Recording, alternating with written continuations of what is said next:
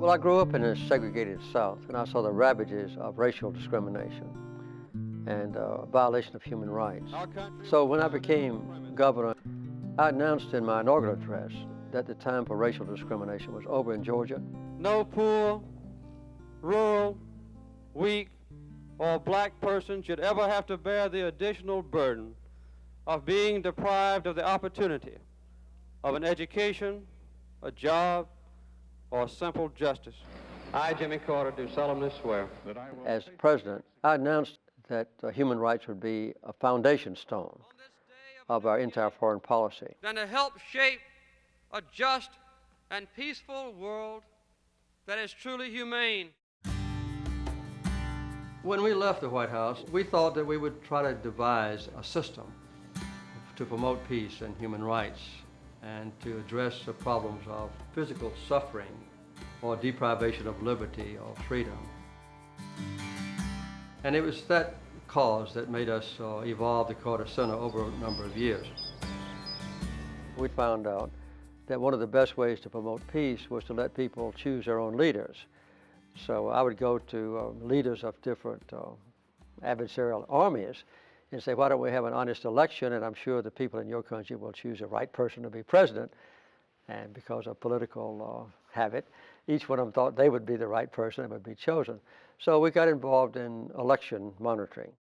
And we've had some interesting and sometimes difficult challenges, but it's all been worthwhile. We've always considered peace and health to be interrelated. The right of people to live in peace and the right of people to have adequate health care and to have their children survive are inseparable basic rights of a human being. And that's how we became involved in what has basically been called by the World Health Organization neglected diseases. So that's what we have done, is to go into the most remote areas of the world among people who are deprived and isolated and try to alleviate their suffering by giving them the same kind of treatment that has eradicated or eliminated these diseases in the rich countries on earth.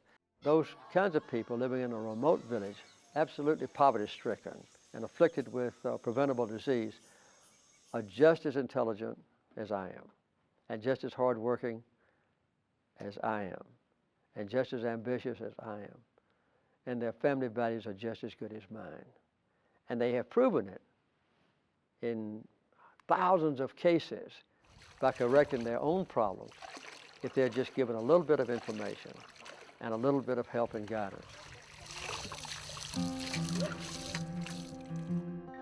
I didn't even know the day they called me that it was the date for choosing Nobel Prize winners for peace.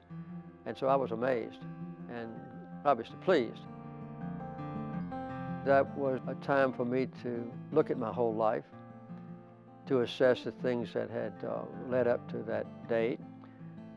And I wanted to make a brief speech, but one that encapsulated my basic concept of private life, of government, and the work of the Carter Center. And I quoted my high school teacher, Miss Julia Coleman.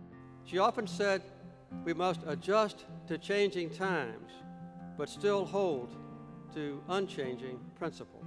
Morality and honesty and integrity and peace and justice and respect for human rights, to enhance the prospects of peace and to remove the blight of war and the threat of war would be the overwhelming dream that I would have. I still believe it is possible in the future.